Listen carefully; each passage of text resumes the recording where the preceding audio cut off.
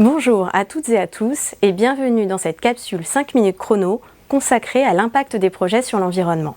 L'actualité récente ne manque en effet pas d'exemples quant à l'incidence des projets sur l'environnement et notamment la prise en compte des impacts par le biais de la séquence éviter, réduire, compenser. Premier exemple, quand le 3 mars 2021, le département de la Creuse est mis en demeure de respecter ses obligations de compensation de zones humides, détruites dans le cadre d'une autorisation routière.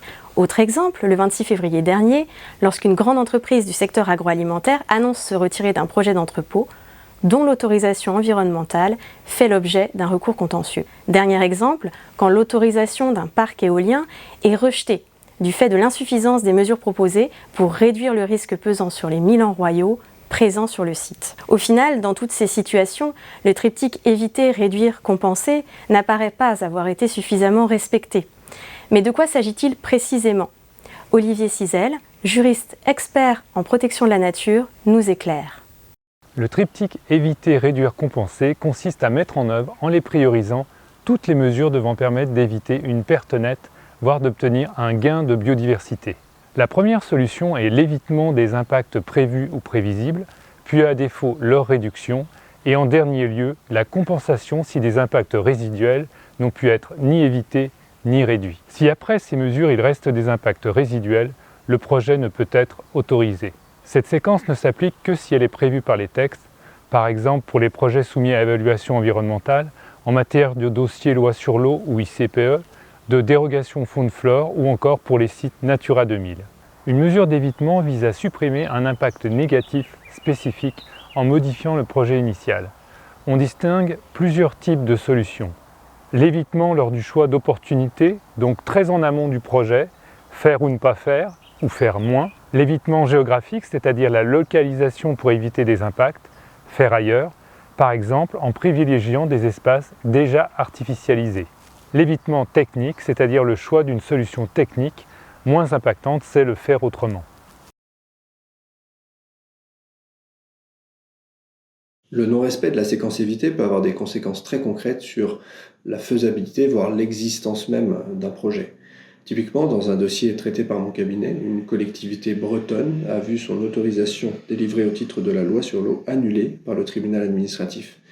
Celui-ci a en effet considéré que le schéma d'aménagement et de gestion des eaux, le SAGE qui s'appliquait sur le territoire concerné par le projet d'aménagement de la collectivité, imposait, dans son règlement et dans un rapport de conformité, la démonstration de l'absence d'alternative avérée à la destruction des zones humides.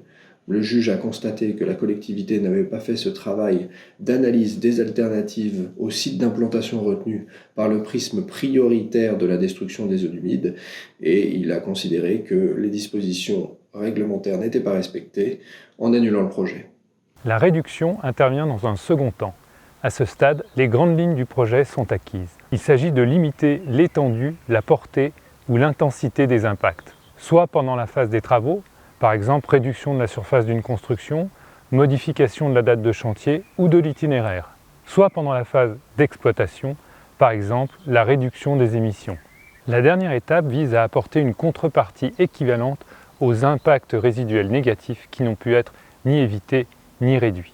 Cette phase n'est pas systématique car elle n'est pas nécessaire si les impacts ont pu être évités ou suffisamment réduits. Lorsqu'elle s'impose, la mesure peut se concrétiser soit par la création d'un habitat sur un site où il n'existait pas initialement, soit par la restauration ou la réhabilitation de milieux dégradés par l'homme ou par une évolution naturelle, soit par des actions permettant de faire évoluer favorablement les pratiques de gestion.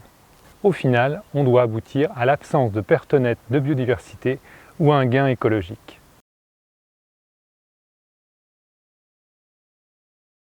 Il est important de conserver à l'esprit que la compensation n'est pas une problématique d'exécution de l'autorisation, mais bien avant tout une problématique de légalité de celle-ci et qu'elle permet sa délivrance.